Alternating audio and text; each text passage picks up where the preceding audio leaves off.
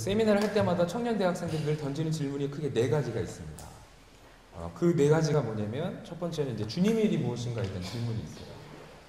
그러니까 우리가 이제 주님의 일을 어떻게 정의하냐에 따라 사실 또 방향성 완전 달라지거든요. 그래서 첫 번째는 주님의 일이 무엇인가에 대한 질문이 있고, 두 번째는 나의 일은 무엇인가에 대한 질문이죠.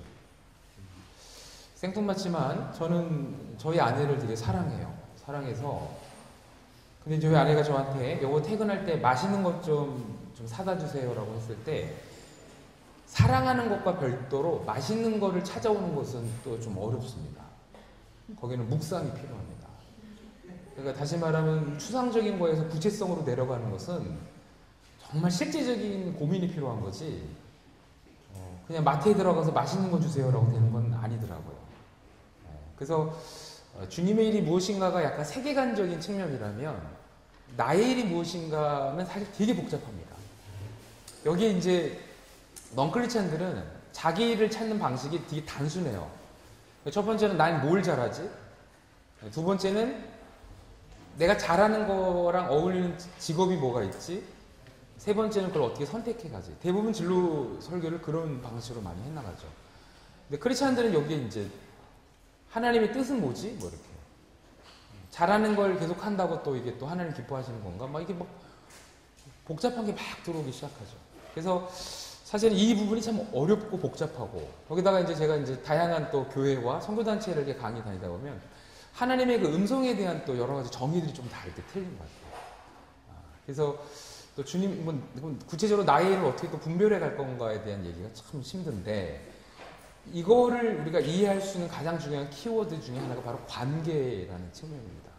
세 번째로 하는 질문들이 그렇게 방향을 정했는데, 이제 경쟁사회라는 그 시장 속에서 그 직업을 찾아가기가 좀 쉽지 않다는 거죠.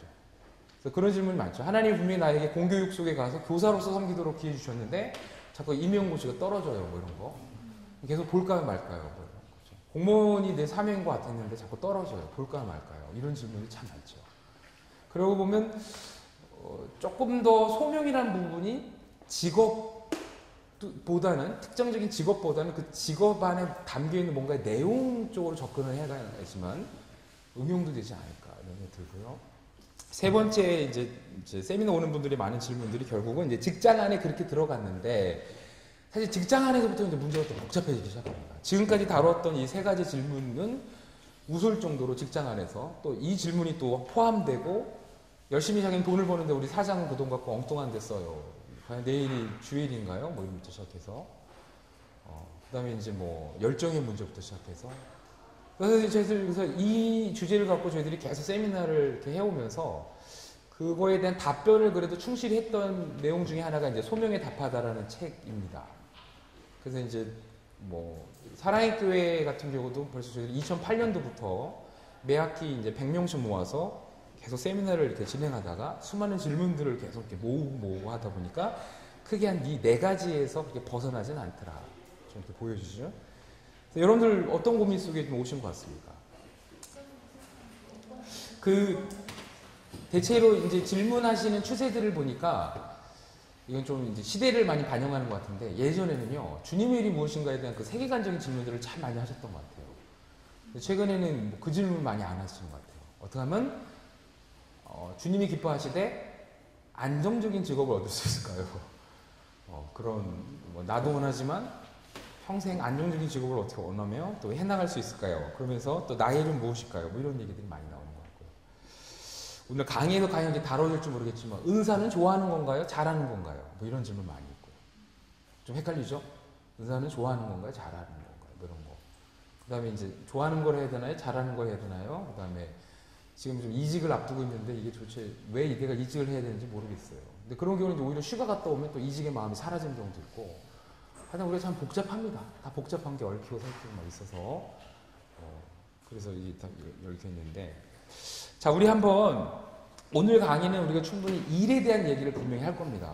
근데 그 일에 대한 이야기를 하기 전에 2번 소명의 다중성 얘기를 먼저 잠깐 하고 가야 우리가 일을 이해할 때도, 그 주님의 일, 사명 이런 걸 이해할 때도 좀 더 많이 보완이 되는 좀 요소들을 점검하고 가야 되는데, 그 뭐냐면 사실 엄밀히 말하면 소명은 일을 하라는 부르심은 아닙니다. 그렇죠? 하나님과의 관계 속에 들어오라는 부르심이죠. 근데 하나님과의 관계 속에 들어갔더니 자연스럽게 다른 부르심들이 생겨난다는 것이죠. 의외로 이번에 해당되는 이 소명의 다중성이 우리 삶을 해석하는 데 큰 또 지표를 많이 줍니다. 예를 들면 이런 겁니다. 제가 우리 아내를 사랑해서 우리 아내랑 결혼했어요. 아내랑 결혼하고 났더니 아내의 친구와 가족들도 내 친구가 되고 가족도 됩니다. 그죠? 아내를 사랑해서 관계를 맺었더니, 그러니까 이제 아내의 친구들이 집들이 한다고 집에 왔을 때, 뭐 내 친구 아니야. 그래서 뭐 방문 걸어 잠그고, 여보 식사하세요. 밥 따로 줘. 이러지 않죠. 아내와의 사랑 속에 들어갔더니 아내가 아끼는 사람이 내 사람이 되고 내 부르심이 되는 거예요. 그래서 여러분, 부르심 중에 제일 중요한 게 사람입니다. 사람, 원래는. 우리 조금 어색하지만 옆에 분 잠깐 보면서, 당신이 나의 부르심입니다. 한번 인사해 보실래요? 당신이 나의 부르심입니다. 예. 사실 우리가 사람이 부르심이라는 것만 알아도 사실 삶이 되게 많이 좀 여유로워져요. 그죠? 그러니까 이런 분들 많아요. 이제 여기 우리 좀 연령대가 되게 다양하신 것 같은데, 대학 졸업할 때쯤 되니까 부모님이 아프셔. 부모님이 아프셔서 어쩔 수 없이 대학은 못 가고 이제 직장 가서 돈을 벌어야 돼. 그러면서 되게 막 슬퍼하는 분들이 있어요. 사실 부모님도 우리 부르심인데, 그죠?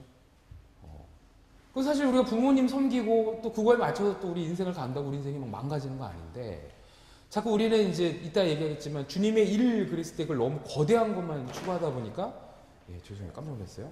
옆에 있는 사람들 자체에 대한, 그래서 여러분 직장 생활에 제일 어려운 게 뭡니까? 사람이 어렵죠.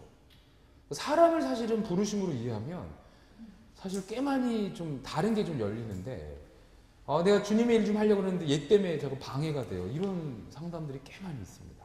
사람도 부르심이고요.